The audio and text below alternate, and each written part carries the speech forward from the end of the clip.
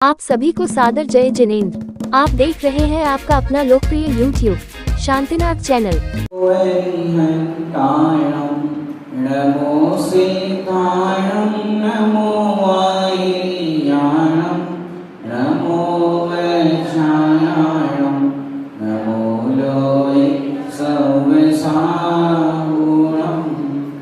नमः श्रीवर्धमानाय यद्धूतकैलात्मने सालोकानां त्रिलोकानां यद्विद्यादर्पणान्ते सतीर्थवीर प्रभु का जग में प्रवर्ते निज तत्व बोध पाकर सब लोक हर्षे दुर्भावना न आवे मन में कदापि निर्विघ्न निरविकारी आराधना प्रवर्ते।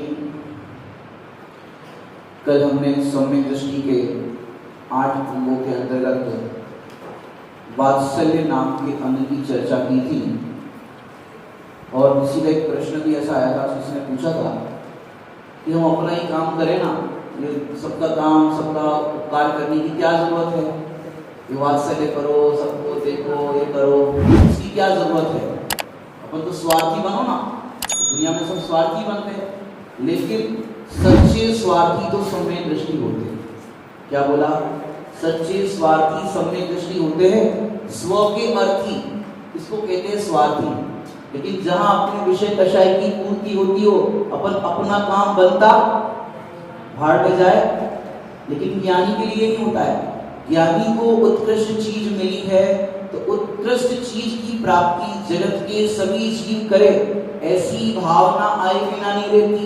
सभी जीवों के प्रति वात्सल्य भाव आए बिना ज्ञानियों को नहीं रहता।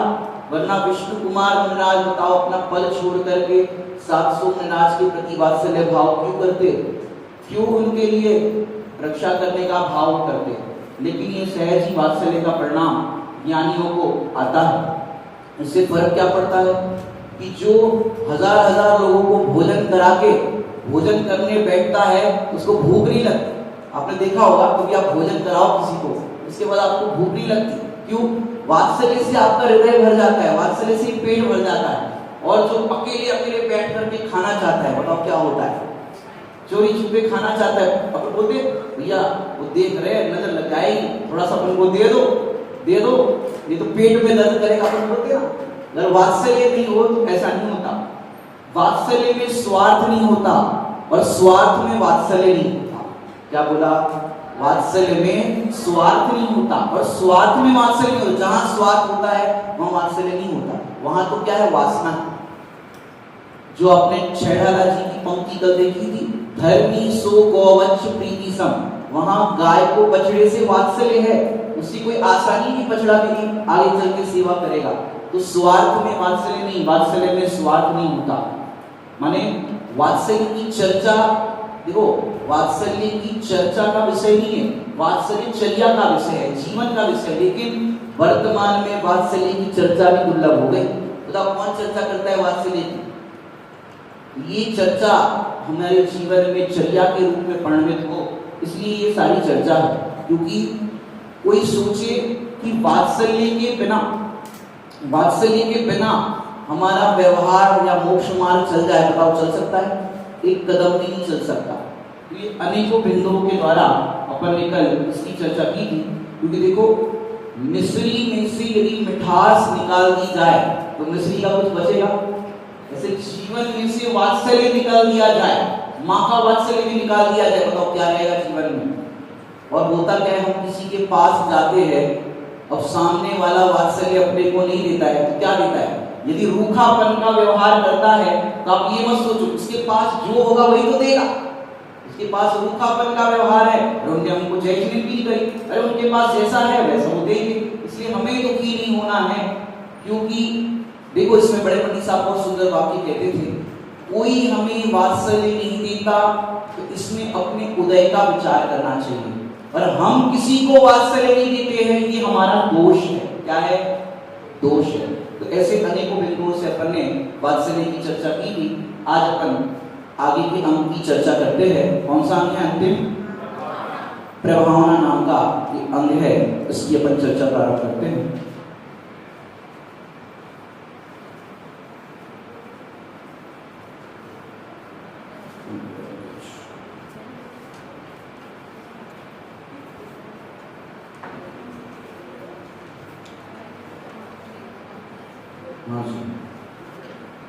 देखिए प्रभावना का श्लोक यहाँ पर 18 नंबर का श्लोक है। प्रभावना का नाम सम्मित्व का अष्टम अंग है। ये कहने वाला श्लोक अज्ञान तिमिरव्याप्ति मपाकृत्य यथा यथं जिन्सासन महात्म्य प्रकाश स्यात् प्रभावना। देखिए यहाँ पर क्या कहते हैं पंडित सदा सुखदास जी ने जो सुंदर टीका लिखी है। संसारी जीवों के हृदय में अज्ञान रूपी अंधेरा फैला हुआ है। क्या फैला हुआ है? अज्ञान रूपी अंधेरा फैला हुआ है। उसे सच्चे स्वरूप के प्रकाश से दूर करके जीव के शासन का महात्म्य बतलाना, प्रकाश करना, वही प्रभावना नाम का सम्मित्व का 8वां अंग है। क्या कहा? संसारी जीवों के अज्ञान रूपी अंधेरा है और उस अंधेरे को दूर करने के लिए क्या करना? जिनेंद्र भगवान का जिन शासन का महात्म्य बताना और उसका प्रकाश करना, इसका नाम ही प्रभावना का अंग है। अब देखिए इसमें अपन सेकंड नंबर का पैराग्राफ देखते हैं। जिनके उत्तम परिणामों से होने वाले उत्तम दान, घोर तप, निर्वाण क्षमता आदि को देखकर, देखो प्रभावना कैसी होती, देखो पुरुषार्थ से उपाय मिला। चलो कोई बात नहीं, आप देख लेना वहां पर जो वर्णन आया है कि उसमें बताया आत्मा प्रभावनीय। क्या है? आत्मा प्रभावनीय। जो देखो प्रभावना के लिए कोई बहुत बड़े कार्य की जरूरत नहीं है, मौन रहकर की भी प्रभावना होती है। दृष्टांत बताओ कौन सा? हाँ कौन सा? नहीं, देखो मैं देता हूं आपको दृष्टांत। देखो प्रभावना कैसी हुई? बौद्ध धर्म को पालने वाले थे श्रेणी राजा, और जो चेतना रानी थी वो जिन धर्म की अनुयायी थी, महावीर भगवान की ग्रस्त दशा की मौसी।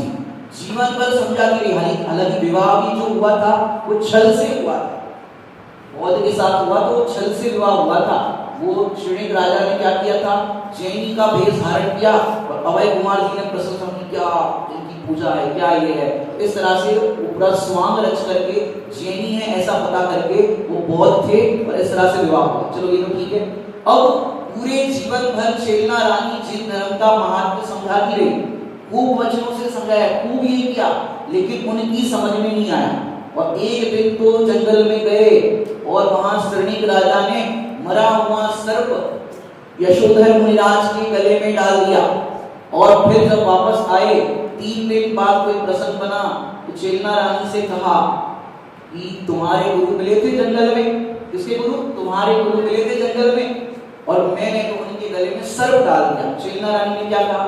यदि वो मेरे गुरु होंगे तो अभी उसी स्थान पर होंगे, चलो। और वहां उपसर्ग दूर करने के लिए परिणाम बना और वहां पहुंचे। अब 3 दिन के बाद दृश्य कैसा होगा आप समझ सकते हो?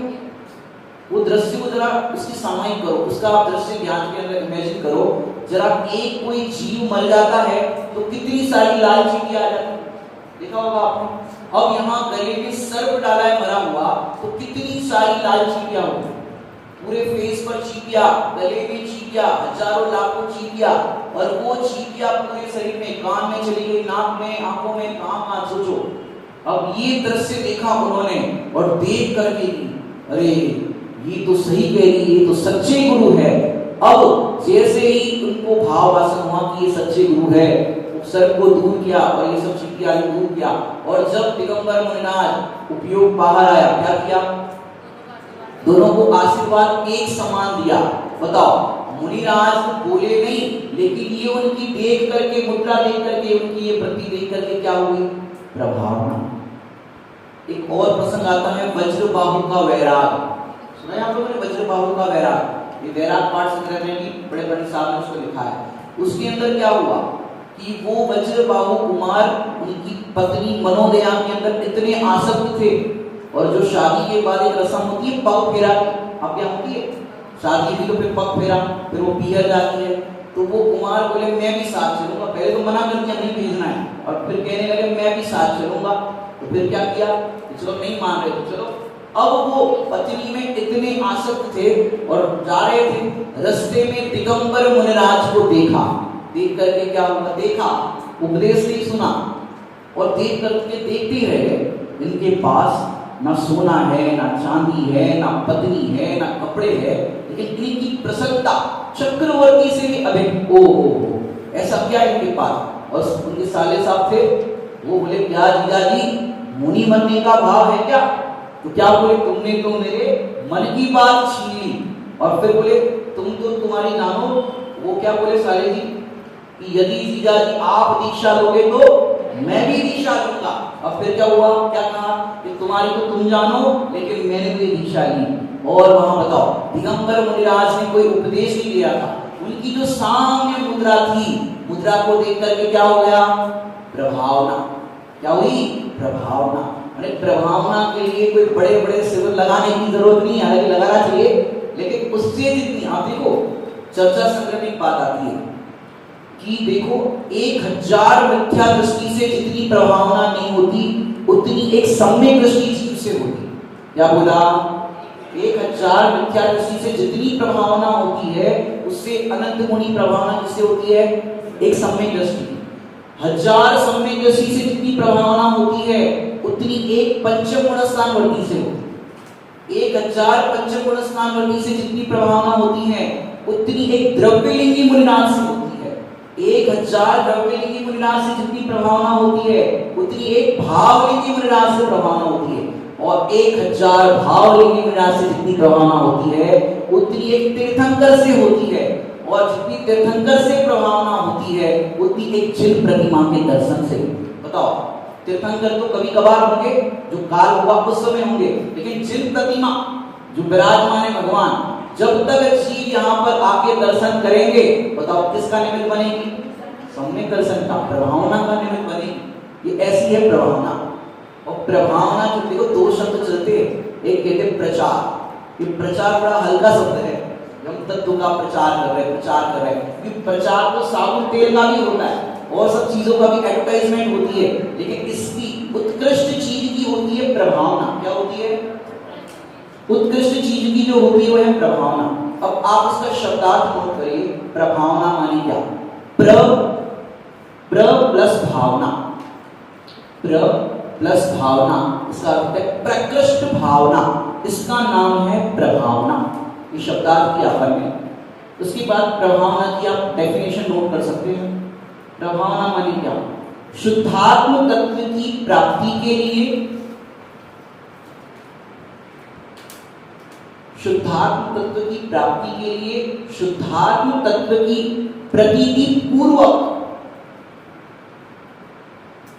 शुद्धात्म तत्व का बारंबार चिंतन, बारंबार विचार करते हुए, विचार रखना, बारंबार विचार करते हुए भक्ति पूर्वक जो भावना होती है उसे कहते हैं प्रभावना। फिर से एक बार बोल रहा हूं, शुद्धात्म तत्व की प्राप्ति के लिए, शुद्धात्म तत्व की प्रतीति पूर्वक और शुद्धात्म तत्व का बारंबार विचार करते हुए भक्ति की जो भावना होती है वो है प्रभावना। ये डेफिनेशन हमने आपको बताई। अब देखिए इसके अंदर कुछ बिंदु और आपको नोट करने के लिए बताते हैं। प्रभावना का दूसरा अर्थ होता है फैलाना। प्रभावना का दूसरा अर्थ क्या होता है, फैलाना। अब आपको प्रश्न होगा किसको फैलाना, कि जिन शासन को फैलाना। किसको फैलाना, जिन शासन को। तो जिन शासन को फैलाना ये निश्चय प्रभावना, साक्षात क्या है, निश्चय प्रभावना। और क्योंकि देखो निश्चय प्रभावना साक्षात मुक्ति मार्ग है। क्या बोला, निश्चय प्रभावना साक्षात मुक्ति मार्ग है, और व्यवहार प्रभावना मुक्ति मार्ग में आए बिना नहीं रहती। बताओ होता है कि नहीं होता, जितने भी ज्ञानी हुए हैं उनसे प्रभावना हुई है कि नहीं हुई, हुई है ना प्रभावना। जितनी भी आप देखो ज्ञानियों से प्रभावना होती है।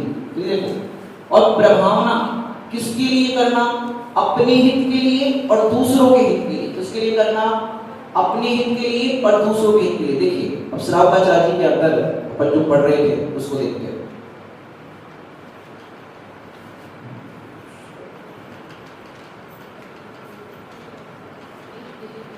अपने हित के लिए और दूसरों के हित के लिए प्रमाण होती। अब देखिए पैराग्राफ पढ़ रहे थे। जिनके उत्तम परिणामों से होने वाले उत्तम दान, घोर तप, निर्वांचकता आदि को छोड़कर मिथ्या मति की प्रशंसा करते। किसकी प्रशंसा करते? जिन धर्म की प्रशंसा करते, मिथ्या मति की। कहते हैं, अब क्या कहते? देखो देखो वह जैनियों का यह वात्सल्यता सहित बड़ा दान है। जैनियों की प्रशंसा अन्य मत वाले की करते हैं। जैनियों का यह वात्सल्य सहित बड़ा दान है, यह निर्वांचक है। ऐसा तप जैनियों से ही बन सकता है। बताओ, जैनियों का जो तप है, उपवास है, वैसा उपवास अन्य मत में कहीं देखने मिलता है आपको? जैनियों का जो उपवास है, उनके यहाँ तो कुछ ना कुछ चल जाता है, फरार चल जाती है। कुछ लोगों के रात में चलता है, एक मत ऐसा है वहाँ रात में खाते, दिन में नहीं खाते। और एक मत माने अन्य मत में आप देखो तो उनको फरार चलती। जो चीज अपन नॉर्मल डेज में भी नहीं खाते वैसी चीजें वो खाते। साबूदाना आदि, उपवास की खिचड़ी, उपवास की चीज, वो समा के चावल आते हैं, उसको उपवास के रूप में प्रयोग करते हैं। ड्राई फ्रूट खा लेंगे, फल खा लेंगे, इत्यादि जो चीजें हैं वो खाते हैं। और जैनियों के उपवास में क्या होता है? पानी तक एक बूंद की ग्रहण नहीं करते। यह उपवास, तो वो लोग भी प्रशंसा करते हैं कि ओ जैनियों का कैसा उपवास, कैसा तप, ये जैनियों से ही बन सकता है। ओ जैनियों का बड़ा व्रत है कि प्राण जाने पर भी जिनका व्रत भंग नहीं होता। बताओ क्या लिखा? प्राण जाने पर भी। ऐसे तो तिर्यंचों की भी दृष्टांत आपको मिलेंगे कि प्राण जाने पर भी जिन्होंने पानी नहीं पिया। कौन था वो? सियार। प्राण जाने पर भी उन्होंने पानी नहीं पिया। और बताओ कौन थे? प्राण जाने की कीमत पर भी।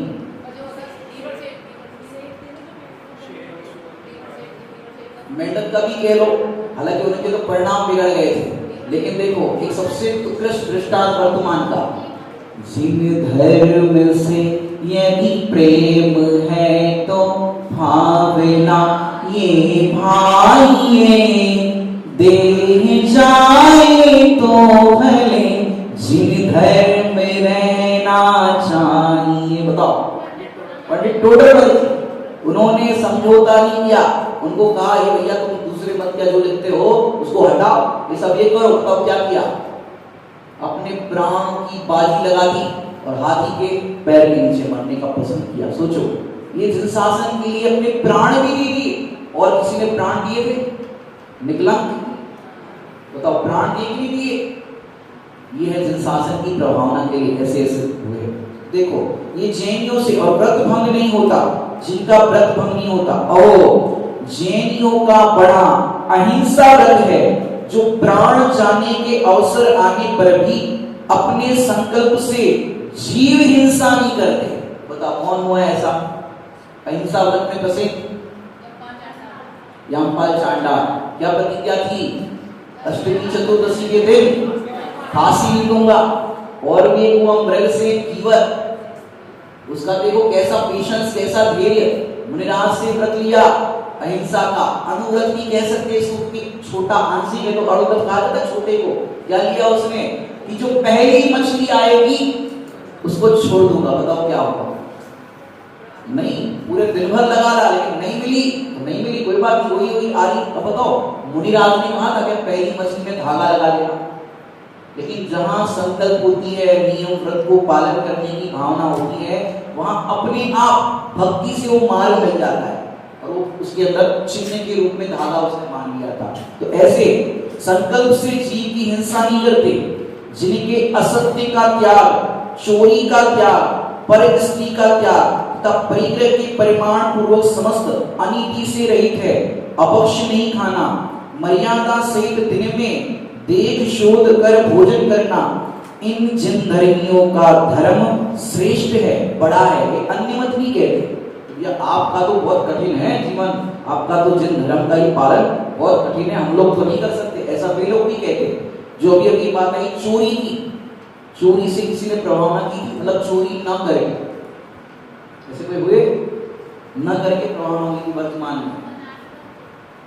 छोड़ी छोड़ी पंडित गोपाल दास जी बरिया जी, उनका एक प्रसंग आता है कि अपने फैमिली के साथ गए थे यात्रा करने के लिए, और जब वापस लौटे मुरैना तो याद आया कि मेरा बेटा तो बीच में बर्थडे आ गया था, तो ईयर बढ़ गया, तो टिकट का उसका जो भी बनता है वो हम ले नहीं पाए थे। अब स्टेशन पर गए और स्टेशन मास्टर उस टाइम पे अंग्रेज अधिकारी था, और अंग्रेज अधिकारी से कहा कि ऐसी ऐसी बात है, हम यात्रा पे निकले थे और वापसी में इस तरह से हमने टिकट का है जो भी बनता है आप बना लीजिए। बोले कोई बात नहीं, इतना तो कोई बात नहीं। बोले नहीं, हम तो अणुव्रती है, गोपाल दास जी अणुव्रती थे, 5 अनुव्रत का पालन करते थे। बोले नहीं, मेरे को तो जो बनता है वो आप बनाओ टिकट। तो उनका जो ये प्रसंग है वो गोल्डन बुक बोलते या रेड बुक बोलते हैं, उसके अंदर अंग्रेज अधिकारी ने लिखा कि जैनी होवे तो ऐसे होते, उसकी माने प्रभावना हुई।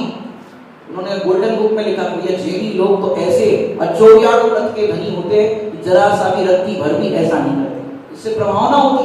आप ट्रेन में जाओ और शाम को 5 बजे टिफिन खोल करके बैठ जाओ, तो सामने वाला पैसेंजर क्या कहेगा? वो पैसेंजर कि आप जैन हो, बताओ उसको किसने बताया जैन है? कि आप दिन में भोजन कर रहे हो, उसको देख करके उसको लगा भैया ये तो जैन है, इससे प्रभावना हो गई। सोचो फ्लाइट में कई बार जाते हैं ना, तो फ्लाइट में क्या होता है, 3 ऑप्शन होते हैं। कौन कौन से? वेज, नॉन वेज और जैन।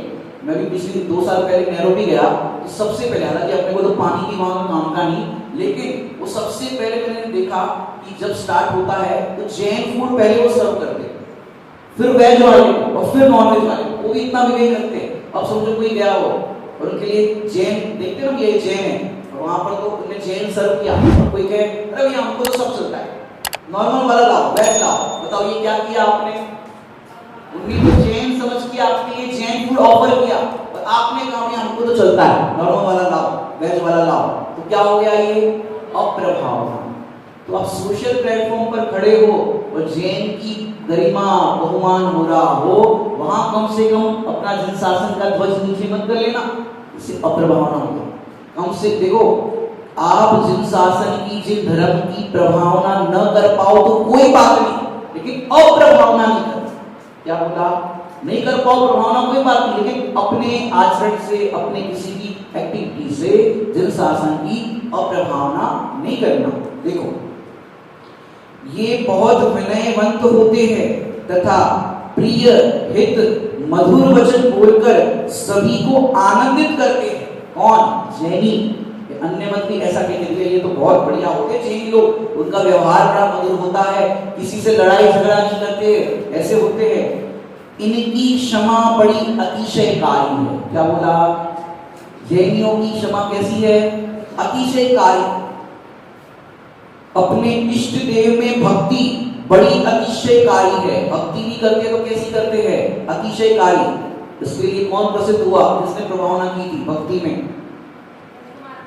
हाँ, भक्ति में हाँ, धनंजय से विशापात स्तोत्र। बताओ, अपने बेटे को सर्प ने डस लिया और खूब कह रहे आ रहे, खूब खबर मचा रहे, लेकिन वो तो भक्ति में रहे, पूजा में रहे, और वहां पर विशापात स्तोत्र पढ़ा। बताओ प्रभावना हुई कि नहीं हुई? एक एक ऐसे हमारे जन शासन के ऐसे प्रभावक हुए हैं। तो देखो, आगम की आज्ञा के जैनी बड़े दृढ़ श्रद्धानी होते। आगम में जो आज्ञा लिखी है उसको फॉलो करने वाले दृढ़ श्रद्धानी होते कि भगवान ने जैसा कहा है वैसा सत्य है। अमूल दृष्टि में कौन प्रसिद्ध हुआ? दृढ़ श्रद्धानी। कोई दूसरे तीर्थंकर का 25वें तीर्थंकर भैया होते ही नहीं, 24 ही होते। दृढ़ श्रद्धानी होते भगवान की आज्ञा के हर चीज में। इनकी बड़ी प्रबल विद्या, महान उज्जवल आचरण है, वैर भाव रहित होकर सभी जीवों में मैत्री भाव रखते। ऐसे जैनी होते मैत्री भाव रखने वाले। एक बहुत सुंदर वाक्य है बड़े पंडित जी का, संबंधों की मधुरता के लिए संबोधन भी मधुर होना चाहिए। क्या बोला? संबंधों की मधुरता के लिए संबोधन भी मधुर होना चाहिए। ये जितने भी विसंवाद होते किसके कारण होते? ये वाणी, अपनी वाणी की मधुरता नहीं होती है, शब्दों की अच्छी चयनता नहीं होती है, तो लड़ाई झगड़े हो जाते हैं। भले अपना अभिप्राय गलत ना हो, लेकिन मधुरता नहीं होती है तो लड़ाई झगड़े हो जाते हैं। और फिर यदि वो जैनी ऐसे होते, सड़क पे लड़ाई कर रहे हैं, सड़क पे गालियां ले रहे हैं, ऐसे लड़ रहे हैं, तो ऐसे होते, ये अप्रभावना का कारण बनता है। देखिए क्या हुआ, ऐसा आश्चर्यजनक धर्म इनसे ही पल सकता। देखो क्या कहते हैं लौकिक जन, ऐसा आश्चर्यजनक धर्म तो इनसे ही पल सकता है भैया, हमसे तो नहीं पल सकता। जिन धर्म की ऐसी प्रशंसा, जिनके निमित्त से मिथ्या धर्मियों में भी प्रकट होती है, उनसे प्रभावना। देखो क्या कहा, जिन धर्मियों की ऐसी श्रद्धा होती है, उनके ये जीवन को देख करके, प्रशंसा को देख करके, उनके निमित्त से मिथ्या धर्मियों को भी क्या होती है, प्रभावना होती है। ऐसा जीवन होता है। देखो एक राजा प्रभावित हो जाए जिन धर्म से तो क्या होता है, पूरी प्रजा अंगीकार कर लेती है जैन धर्म का, ऐसा पुराणों में आता है। बताओ कैसी कैसी प्रभावनाएं लिखी है यहाँ पर। देखिए, जो अनीति का धन कभी नहीं चाहते, कैसे होते जैनी, जो अनीति का धन कभी नहीं चाहते, अन्याय के विषय भोग स्वप्न में भी ग्रहण नहीं करते। बताओ अनीति करोगे तो क्या होगा, जेल हो जाएगी, अखबार में फोटो आएगी, बताओ क्या होगा, ये जैनी, अपन की कई बार सोचते हैं जैनी जेल में गए, ऐसा हुआ, तो बताओ क्या होगी, ये अप्रभावना। अन्याय के विषय भोग स्वप्न में भी ग्रहण नहीं करते। यदि हमारे निमित्त से जिन धर्म की निंदा हो गई तो हमारा जन्म दोनों लोगों को नष्ट करता है। कई लोग ऐसा भी कर लेते हैं, जिन धर्म की निंदा, ये अपना धर्म कैसा है, रात में खाना नहीं, आलू प्याज खाना नहीं, फलाना काम करना नहीं, ये करना नहीं, वो करना नहीं, कैसा जैन धर्म है, उनका धर्म बहुत बढ़िया है, वहां सब चलता है। यदि जिन धर्म की निंदा करी तो क्या होगा, दोनों लोग नष्ट होता है। वर्तमान का जो लोग है अपना, वो भी अपना गया, धर्म छूट जाएगा, और आगा अपने आपको जैन धर्म नहीं मिलेगा। कई बड़े बड़े फिलोसोफर ने भी अपने ऐसे कोट लिखे, यदि मुझे दोबारा जन्म मिले तो मैं जैन धर्म में पैदा हूं। बड़े बड़े फिलोसोफर, साइंटिस्ट जो आप पढ़ते हो जिसको विज्ञान के अंदर, उनने ऐसा लिखा जिन धर्म की महात्मा देख करके। देखिए दोनों लोग नष्ट होता है। अतः सम्यक दृष्टि जिस प्रकार अपने कुल का, धर्म का, साधर्मियों का तथा दानशील तप व्रत का अपवाद, निंदा नहीं हो, उस प्रकार से प्रवर्तन करता है। क्योंकि निंदा होगी तो क्या होगा, अप्रभावना। धर्म को दूषण लगने का बहुत भय रहता है। धर्म की प्रशंसा, उच्चता, उज्ज्वलता ही प्रकट हो, ऐसा आचरण करता है। उसी के प्रभावना नाम का 8वां अंग होता है। जो ऐसा करता है उसी के 8वां अंग। सरलता से मैं एक लाइन में कहूं कि उच्च कार्यों से प्रभावना होती है और निकृष्ट कार्यों से अप्रभावना होती है। यदि आप आगम युक्त जो कार्य कहे गए हैं, नियम संयम व्रत आदि कहे गए हैं, उस अनुसार अपना जीवन बनाओगे तो आपको प्रभावना करनी नहीं पड़ेगी, सहज ही प्रभावना हो जाएगी। देखो जितने बच्चे यहाँ शिविर में पढ़ रहे हैं, तत्व ज्ञान संस्कार ग्रहण कर रहे हैं, अब ये ग्रहण करके अपने रिश्तेदार में जाएंगे, मामा के यहाँ जाएंगे और कहीं पर भी जाएंगे, और फिर वहां पर बिस्किट ऑफर किया जाए, चॉकलेट ऑफर किया जाए, कुछ भी चीज ऐसी की जाए और बच्चा कहे मैं नहीं खाता, मेरे तो त्याग है, तो सामने वाला कहेगा तेरे त्याग है आलू का, तेरे इसका त्याग है। बोले हाँ, अब कोई 60 साल का व्यक्ति हो और वो खाता हो, उससे शर्म आएगी। छोटा सा बच्चा वो इतना त्याग करता है। देखो प्रभावना होने के लिए हुई, अपने आप हो जाती, ये त्याग कर सकते तो हम क्यों नहीं कर सकते। दूसरे जीव भी उसमें प्रेरित होते हैं त्याग करने के लिए, नियम संयम के लिए। तो ये प्रभावना इस तरह से हो जाती है। ऐसे सम्यक्त्व के 8 अंगों का समूह ही सम्यक दर्शन है। माने सम्यक्त्व के 8 अंगों का समूह ही क्या है, सम्यक दर्शन है। जैसे अंगों से अंगी भिन्न नहीं है, क्या कहा, अंगों से अंगी भिन्न नहीं है। जैसे ये पूरा शरीर है तो शरीर के पार्ट अलग अलग है क्या, ऐसे सम्यक दर्शन और ये 8 अंग ये अभिन्न होते, अलग अलग पार्ट नहीं होते। ये समझाने के लिए अलग अलग एंगल से अपन निशंकित आदि गुणों का समूह वही सम्यक दर्शन है। इन 8 अंगों के प्रतिपक्षी शंका, कांक्षा, ग्लानि, मूढ़ता, अनुपगूहन, अस्थितीकरण, अवात्सल्य, अप्रभावना आदि द्वारा वह धर्म को दूषित नहीं होने देता।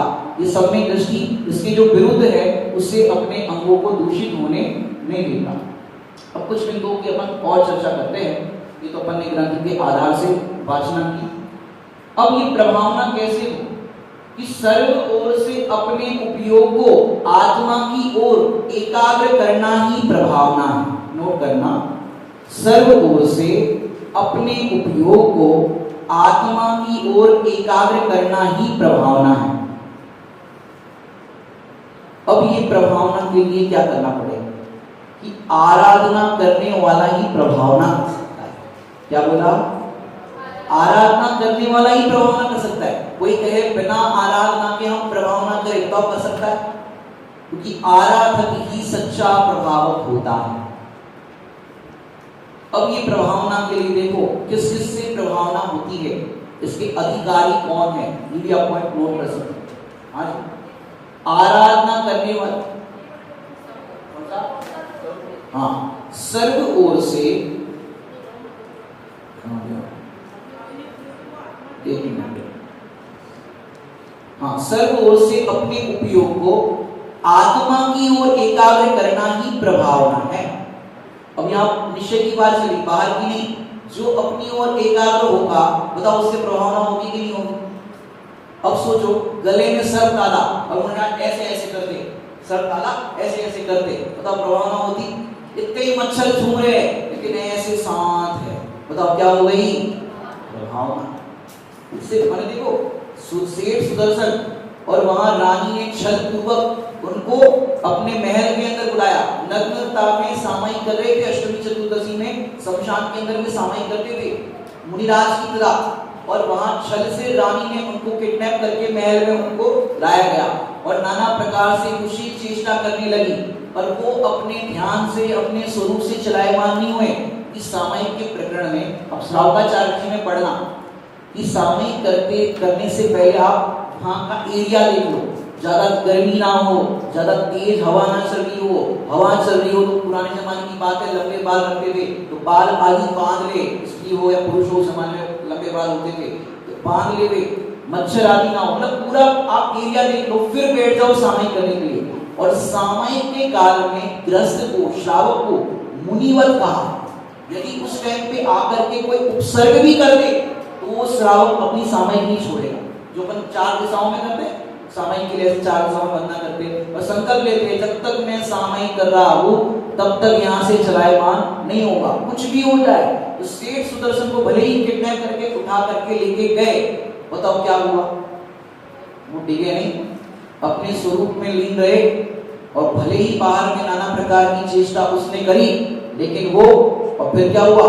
जब अपनी बात नहीं मानी, रानी की बात सेठ सुदर्शन ने नहीं मानी, तो फिर तो अपने स्वयं के वस्त्र आदि फाड़ करके उनके ऊपर दोषारोपण कर दिया कि ये हमारे साथ गलत कार्य करने के लिए यहाँ पर आए हैं।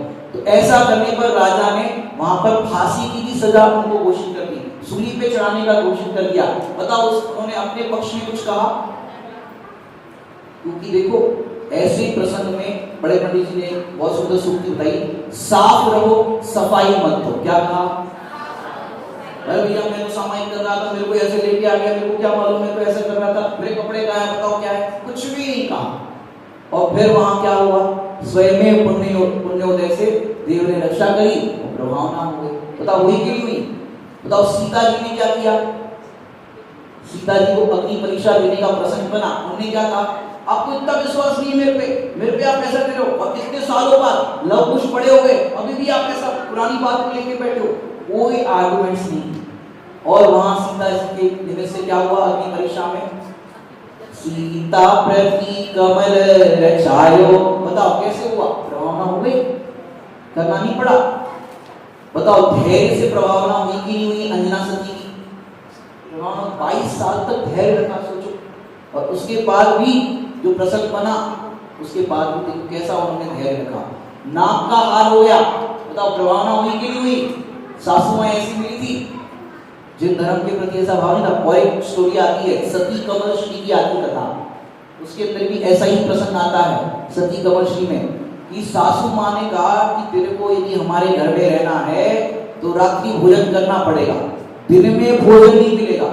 अब क्या हुआ? ये विवाह, पूरी कथा तो बहुत लंबी है, 3-4 दिन लग जाए समझाने में, लेकिन इतना प्रसंग यहाँ पर हम कहेंगे कि सासू मां ने कहा दिन में भोजन नहीं मिलेगा, रात में मिलेगा। तो क्या करना चाहिए? और उसने तो नियम लिया था कि मैं रात्रि में जल तक ग्रहण नहीं करूंगी। 8 साल की उम्र में नियम लिया था। और फिर क्या हुआ कि उसके नियम पर वो अड़े रही और पुत्र ने अपनी और माँ ने कहा पुत्र से कि ये तो मेरे को पापी कहती है, नरकगामी कहती है, हम पाप करते हैं, रात में खाते हैं, वक्ष खाते हैं, और मेरे को ऐसा ऐसा ही कहती है। तो पुत्र को आया गुस्सा कि मेरी माँ का अपमान किया, और वो एक घड़े के अंदर सांप लेकर के आया और वहां उसने उस सांप माने घड़ा खोला तो क्या निकला? हाँ, ये क्या हो गई? प्रभावना। ये तो अभी प्रभावना नहीं हुई, अभी तो उसका अतिशय देखा। और बाद में चल करके क्या हुआ, उस सर्प ने, ये सती कमलश्री की कथा बता रहा हूँ, उस सर्प ने अपने उसी के पति को डस लिया, कमलश्री के पति को, और फिर सब परेशान दुखी राजा के पास केस गया, इसी ने मारा है मेरे बेटे को। और वहां राजा भी कैसे निर्णय करे कि कमरे के अंदर 2 थे, कमलश्री सती थी और पति थे, तो सीधा सा केस है, ओपन एंड शट, किसी ने मारा है, एक जिंदा है। फिर राजा को लगा कि ये तो जिन धर्मी है, संयम का पालन करने वाली है, ये कैसे मार सकती है। तो सती से कहा कि तुम जिन धर्म का अतिशय कुछ दिखाओ। तो सती की कहने लगी मैं कोई अतिशय करना जानती नहीं हूँ, फिर भी खाली चरण स्पर्श किए पति के, और वहां पर देव ने किया था पूरा प्रक्रिया से, और वहां पर वो जीवित हो गया, मूर्छित हो गया था, जीवित हो गया। तो बताओ क्या हुआ? राजा की प्रभावना, अरे ये कैसा जिन शासन का महात्म्य है, और वहां प्रभावना हो गई। सासू मां बोली आज के बाद हमारे घर में कोई पानी भी नहीं पिएगा, और बहुत लोगों को रात्रि भोजन के त्याग की इससे प्रेरणा मिली। तो ये जो कथाएं होती है वो हमें मोटिवेट करती है कि ऐसे प्रसंग में भी जिसने नियम संयम को नहीं छोड़ा, और कितने ही जीव उसको धारण करते हैं। यदि उनका इस तरह का कोई प्रसंग ना बना होता वर्तमान युग में, बताओ कोई आज नियम संयम को पालता, कोई रात्रि भोजन का त्याग करता? ये जिन शासन की प्रभावना हुई तब ये लोगों को उस पर भावना बनती, सच में ऐसा नियम संयम करने लायक है। तो ये शील की प्रभावना, एक ये अपने रात्रि भोजन की प्रभावना देखी, सीता जी के दृष्टांत से शील की प्रभावना देखी, चंदन बाला का देखो वो भी शील की प्रभावना।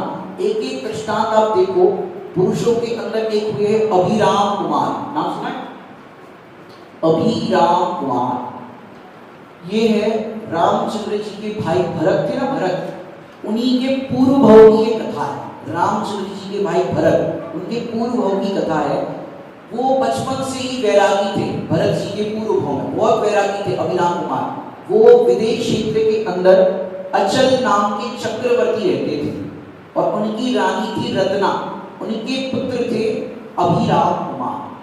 बचपन से ही वैरागी, तत्व ज्ञान के संस्कार मिले, 8 साल की उम्र में सम्यक दर्शन की प्राप्ति की, और वहां अंदर में इतना वैराग्य। पिता ने कहा बेटा, अभिराम कुमार बता रहे आपको, पिता ने कहा बेटा अब तुम योग्य हो गए हो विवाह के, तुम्हारा विवाह रचाना चाहते हैं। पुत्र बोले पिताजी भोगों के तो नाम मात्र से भी कंपित मन हो जाता, मानो आयुध से लगते हैं तब त्राण स्वयं में ही पाता। पिता ने बोला ऐसा थोड़ी ना चलता है, हमने 96,000 शादी करी और तुम नहीं करोगे, ऐसा कैसे चलेगा? पिता समझा रहे, वो भी ज्ञानी है, लेकिन राग तो राग है, चारित्र मोह का राग है, पुत्र का विवाह का कराने का कह रहे। खूब चर्चा हुई, खूब डिस्कशन हुआ। फिर पुत्र ने कहा कि पिताजी आपके कहने पर मैं विवाह तो कर लूं, लेकिन मैं ब्रह्मचर्य का पालन करूंगा। क्या करूंगा? अब तो शादी करने के लिए हाथ कर दी और कह रहे ब्रह्मचर्य का पालन करूंगा। लड़की वालों से भी बात कर ली, ऐसा कह रहे तुम क्या कहोगे? तो वो कह रहे वैरागी है। तो वहां कन्याएं कहने लगी वो वैरागी है तो हम रागी है। क्या कहा? वो वैरागी है तो हम कौन है? रागी है। अब देखो क्या होता है। तो पिताजी ने संयोग बिठाया, वहां वो एक शादी करना नहीं चाहते थे और 3000 कन्याओं के साथ विवाह हुआ। कितनी?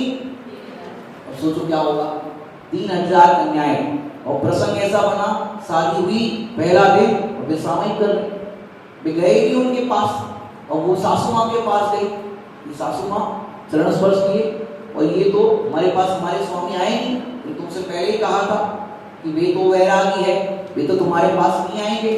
बोले अब क्या करें, आपको ही जाना पड़ेगा। अब 3000 कन्याएं कुमार के पास गई और वे सामयिक मेरा आनंद कर रहे। ये आप कथा देखोगे तो पुराणों में बहुत सुंदर वर्णन दिया है। ब्रह्मचारी सुनील भैया जी की इस पे पद्य अनुसार कथा लिखते हैं बहुत सुंदर। उसमें उन्होंने बहुत सुंदर पद्य लिखा। सारी कन्याएं 3000 राउंड अप हो गई पूरी और कुमार ध्यान कर रहे हैं। कोई पायल की आवाज कर रही, कोई कंगन की आवाज कर रही, कोई मधुर गान कर रही। बताओ क्या करें? और कुमार किसी से भी प्रभावित नहीं हो रहे, कोई बात नहीं। फिर कन्याओं ने कहा, सारी 3000 एक साथ, हे स्वामी एक बार हमारे रूप को देखो। क्या कहा? हे स्वामी एक बार हमारे रूप को देखो। कुमार ने आंखें खोली और वो प्रसन्न हो गई, अब तो देखने के लिए तैयार हो गए, इतनी मेहनत अपनी सफल रही। कुमार बोले, क्या देखें ये विकृत है चिद्रूप तुम देखो। क्या कहा? ये तो विकृत है, चिद्रूप को तुम देखो।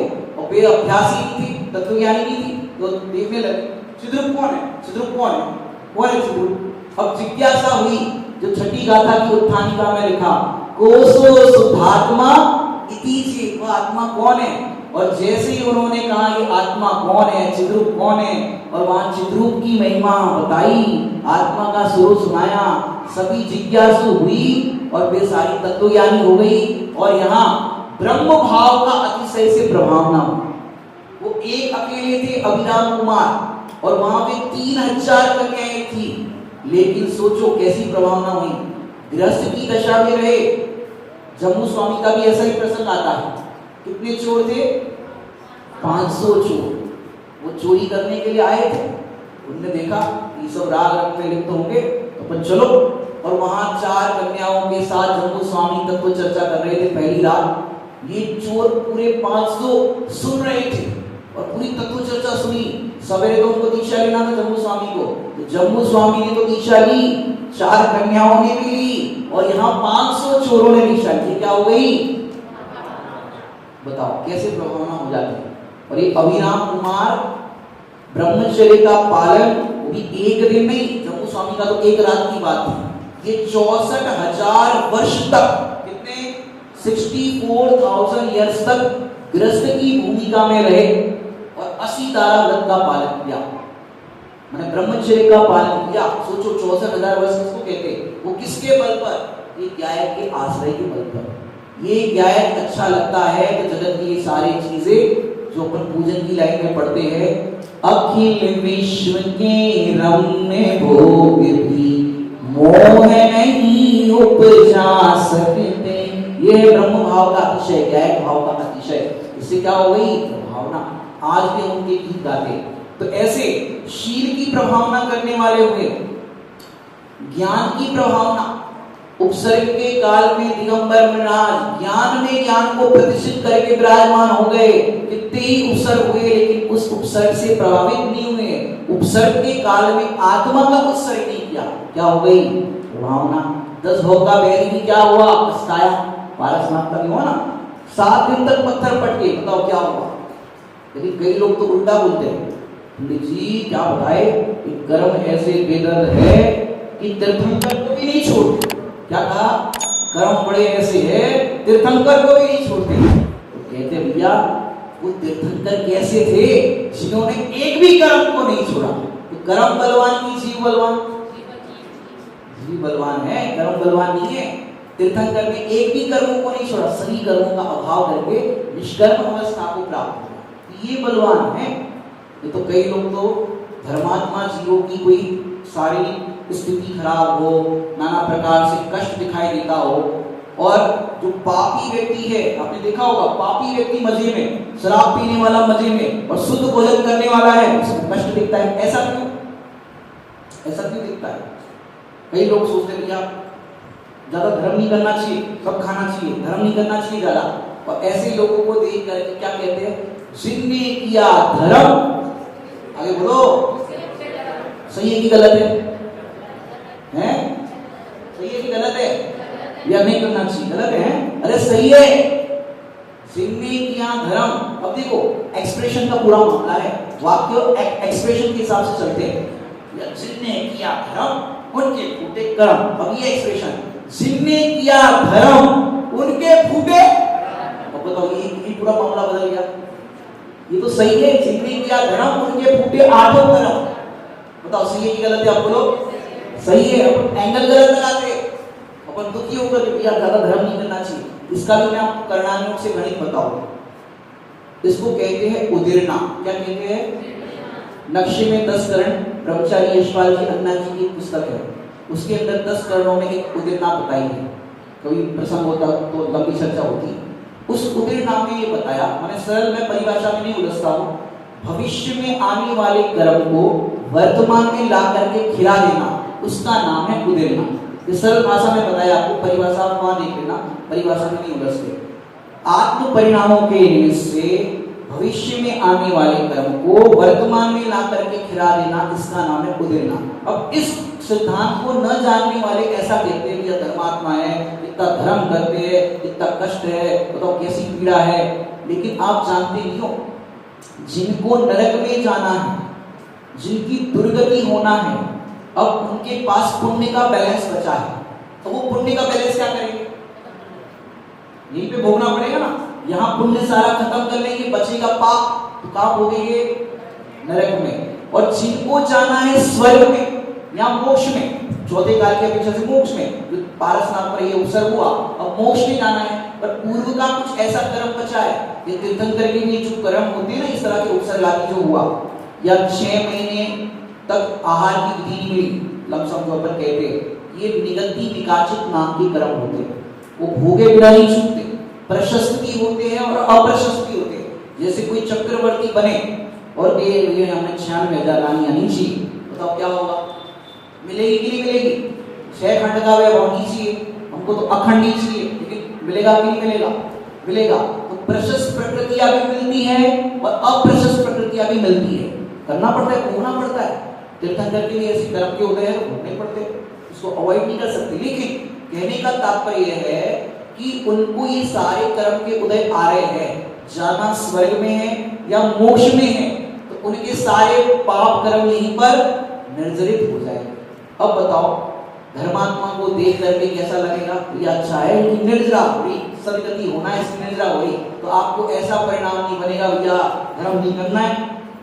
जो गुटखा खाने वाले उनको कैंसर नहीं हो रहा है और धर्मात्मा को कैंसर हो रहा है, ऐसा देखने में आता है। ऐसी ऐसी बीमारियां हो रही, बताओ, ऐसा देखने में आता है। लेकिन वो कर्मों की निर्जरा हो रही है। आप ये देखो ना, तो इससे हमें निर्भरता है, शांति मिलेगी, दूसरे को देख करके भी या अपनी पीड़ा हो उसे देख करके भी।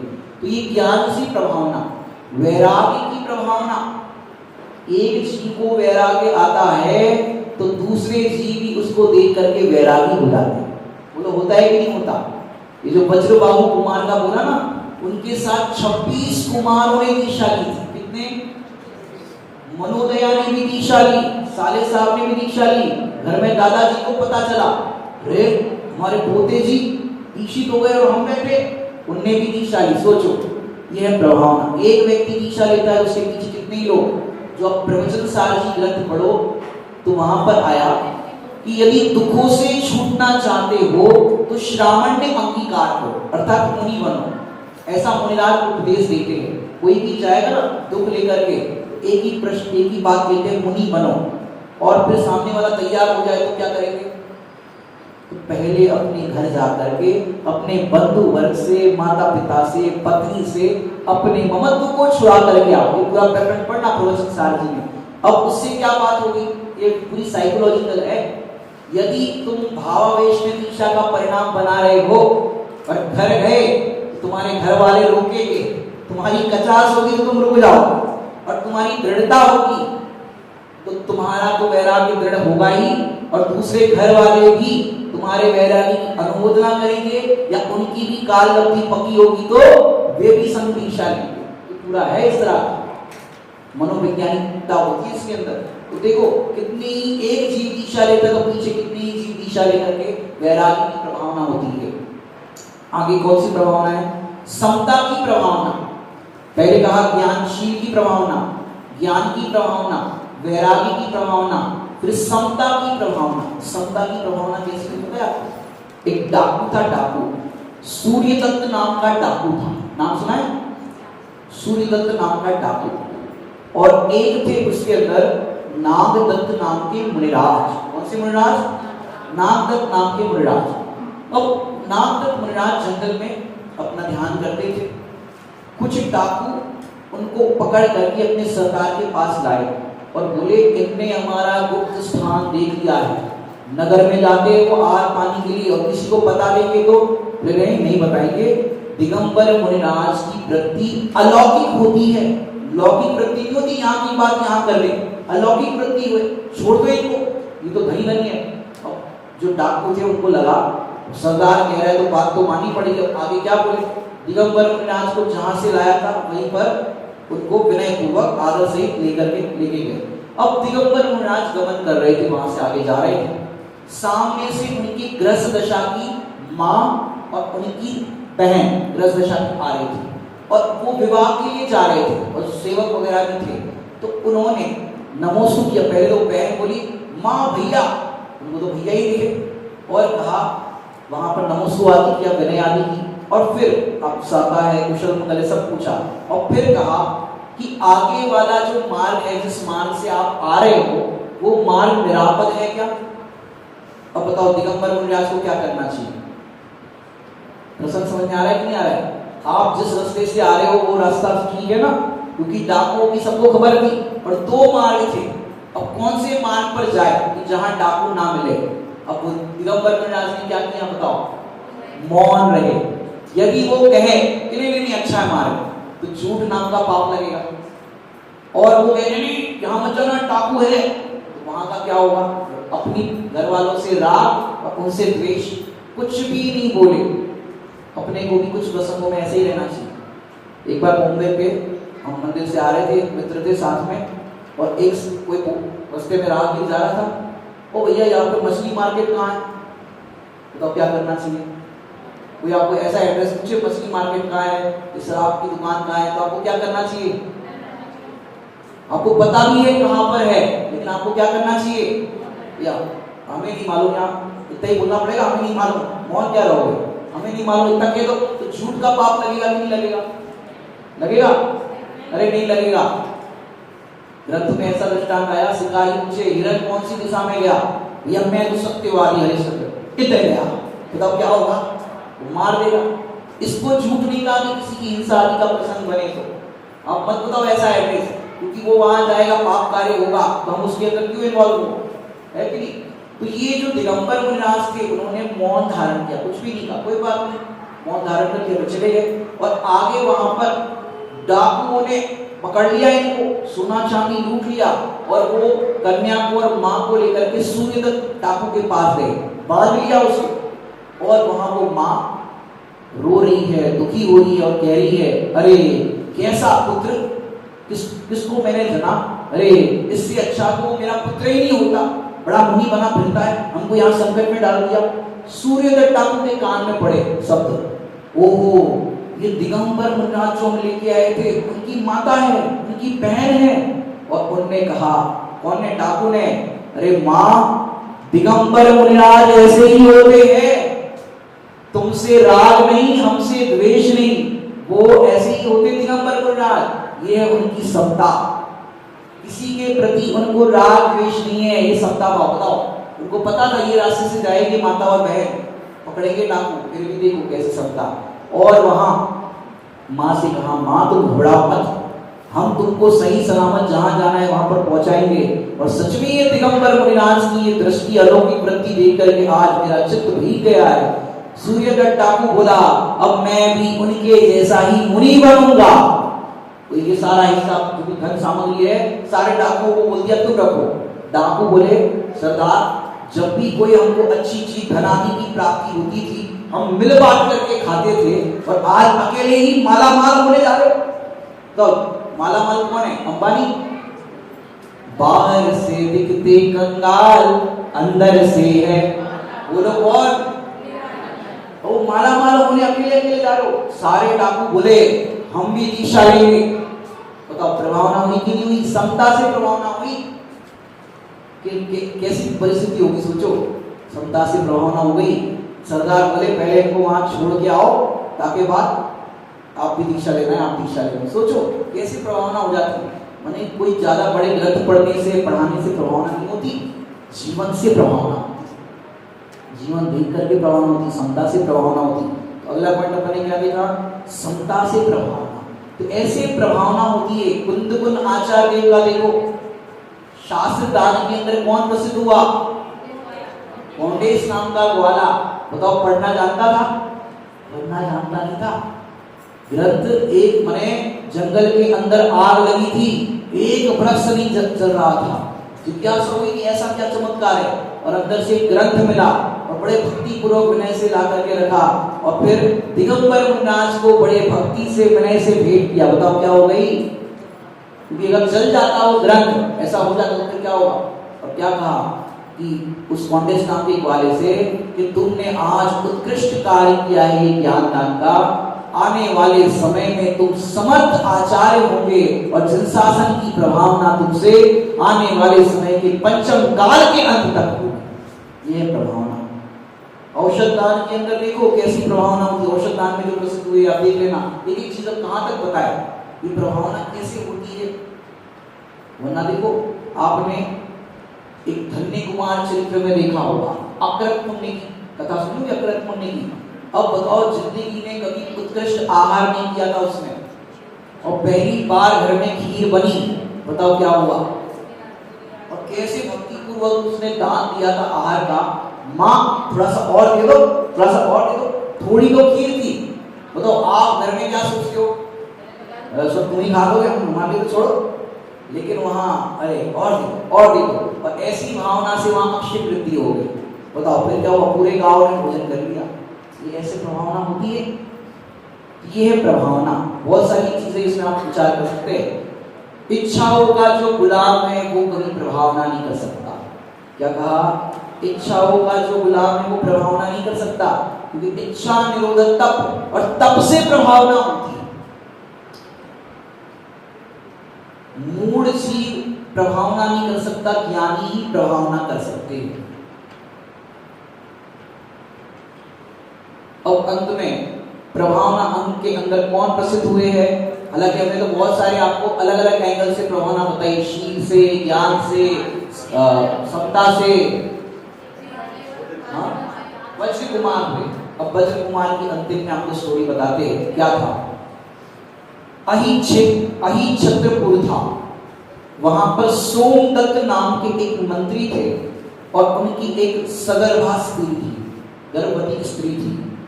एक दिन वो स्त्री को आम खाने की इच्छा हुई। कौन सा पुर था, अहिछत्रपुर।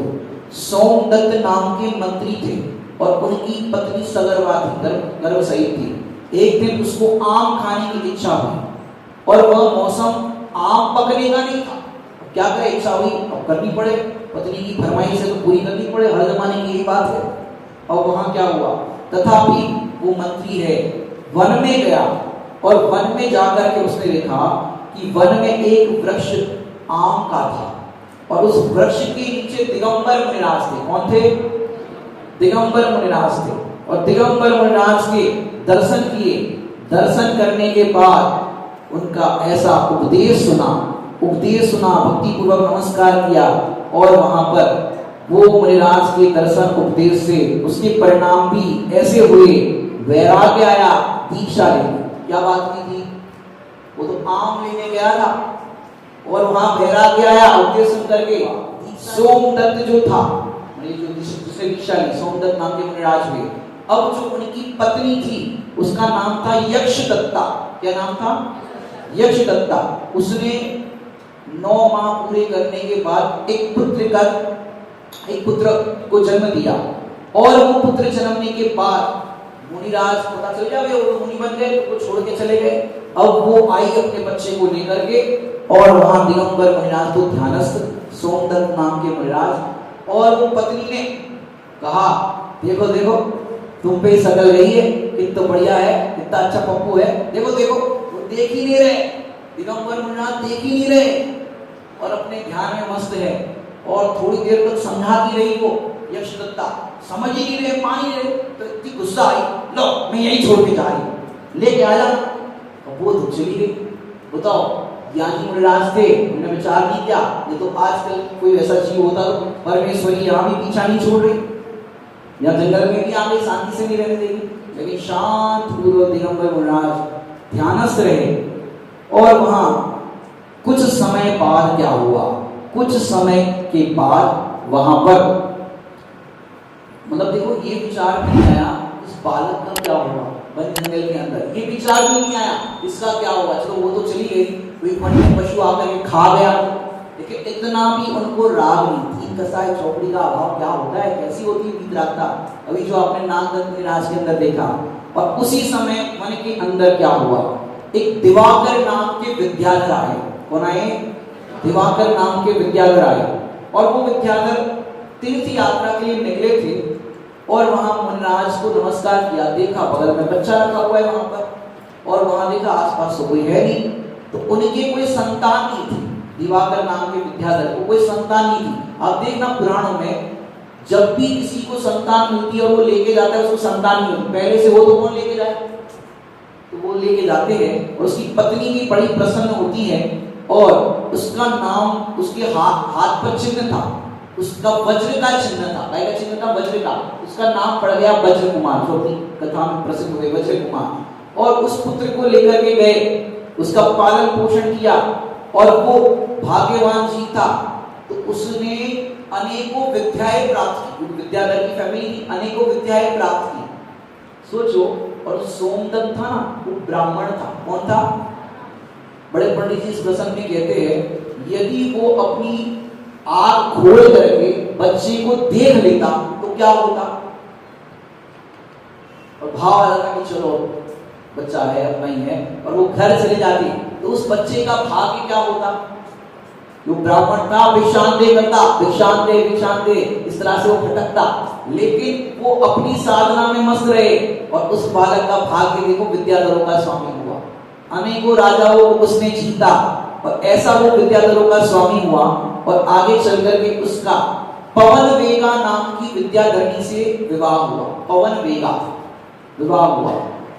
और कुछ समय बाद क्या हुआ, जो दिवाकर माने इसके जो पालन करता है दिवाकर, उनका नाम दिवाकर था और ये वज्र कुमार, तो दिवाकर को अपनी पत्नी जो थी ना, अब बहुत समय से पुत्र नहीं हो रहा था, तो एक पुत्र जन्म हुआ उसको। अब क्या होगा सोचो, अब जो रियल पुत्र है उसके प्रति ज्यादा प्रेम, और जो इतने सालों से पाल रहे हैं वहां पर थोड़ा सा कम आ गया। और वहां पर वो जो उसकी माँ थी पालन करता ये विद्याधरणी, वो विद्याधरणी का प्रेम थोड़ा कम होने लगा, नाना प्रकार से वो हैरान करने लगी। तो वहां पर क्या हुआ, वज्र कुमार उदास हुए कि मेरे निमित्त से इनको कष्ट होता है, तो मैं यहाँ नहीं रहता हूँ। और ये कहती है तू मेरा बेटा नहीं है।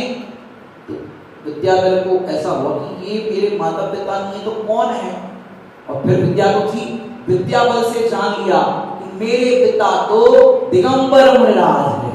और वहां ये सुनते से ही वज्र कुमार वहां पर जाते हैं और वहां पर जाकर के ध्यानस्थ सोमदत्त मुनिराज के दर्शन करते हैं, अति प्रसन्नचित्त होता है। और वहां मानो धर्म के उत्तराधिकारी मिल गए, ऐसा उनको हर्ष होता है। और वहां पर उनको भी लगता है कि सच में यहाँ पर कुछ भी सार नहीं। पर ये बात तो माँ और बेटी की हो रही थी, वज्र कुमार और माता के बीच में। और दिवाकर का तो कोई प्रेम में अंतर नहीं पड़ा था। दिवाकर ने खूब रोका, या दीक्षा मत लो, अरे वो तो माँ थोड़ी सी ऐसा करती है, तुम मेरी बात को समझो। खूब समझाने की कोशिश की, लेकिन वहां पर वज्र कुमार तो संसार सहित भोगों से उदास हो गए। जैनेश्वरी दीक्षा अंगीकार कर दी। बोलो वज्र कुमार मुनिराज की, सोमदत्त मुनिराज की।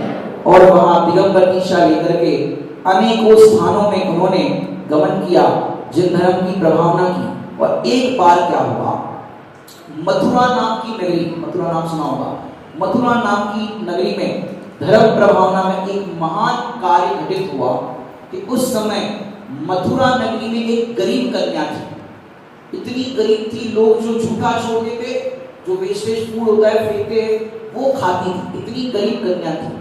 एक अवधि ज्ञानी मुनिराज ने उस कन्या की ओर देखा, नजर पड़ गई और अपने अवधि ज्ञान से जाना, अरे ये कन्या तो यहाँ के राजा की पटरानी बनेगी। कौन बनेगी?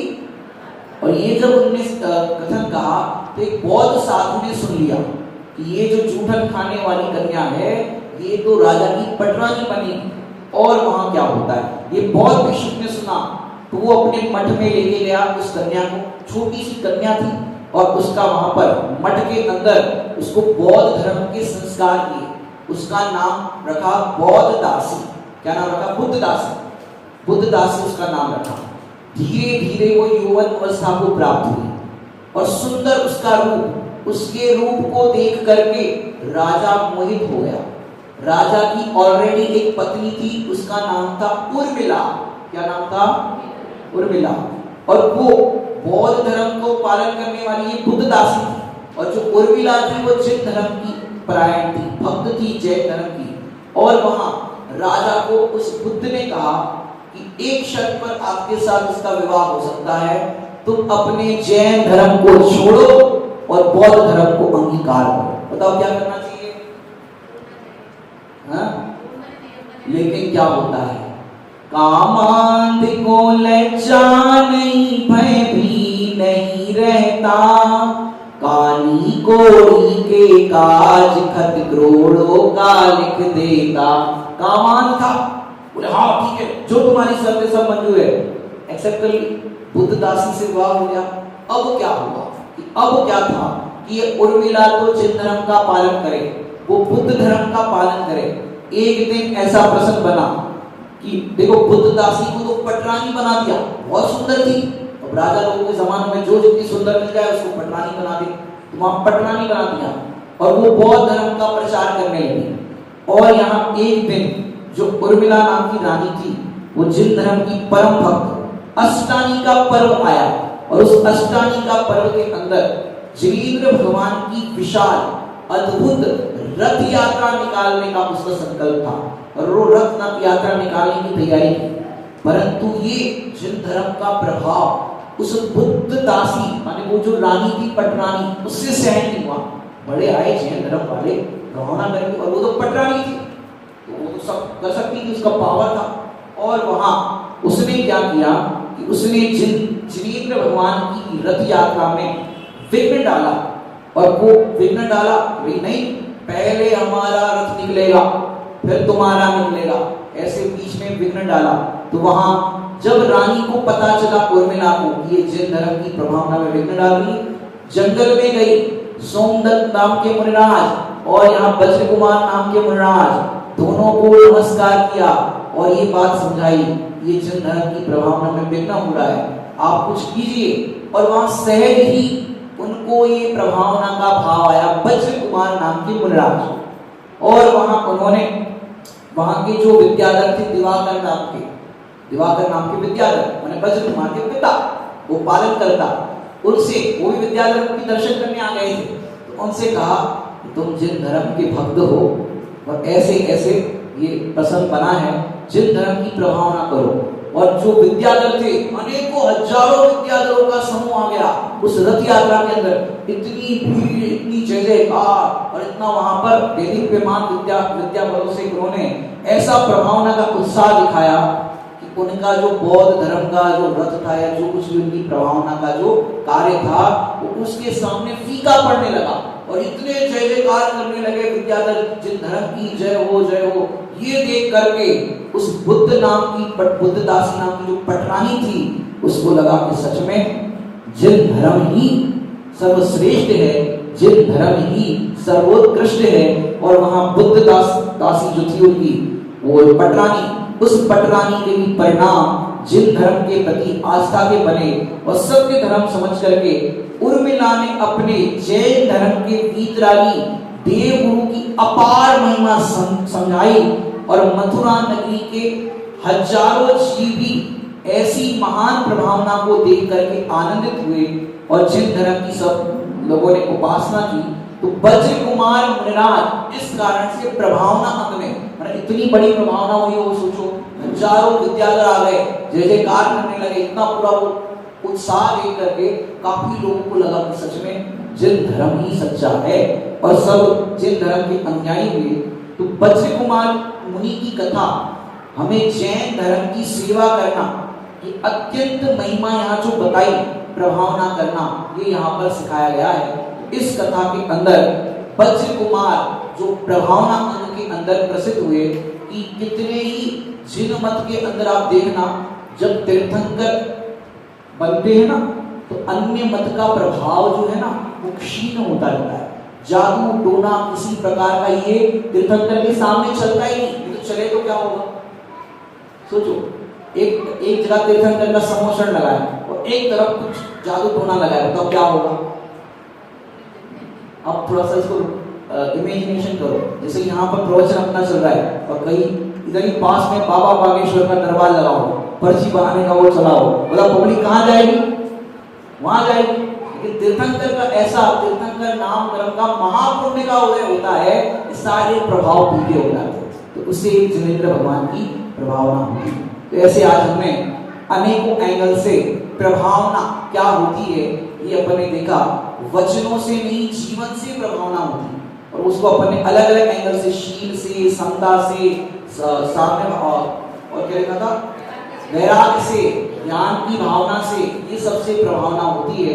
तो ऐसे प्रभावना की अपन ने आज चर्चा की है। अभी अपन यहीं पे विराम लेते हैं। किसी को कोई प्रश्न हो तो पूछ सकते हैं। चैनल को अभी सब्सक्राइब करें व इस वीडियो को लाइक, कमेंट व शेयर अवश्य करें।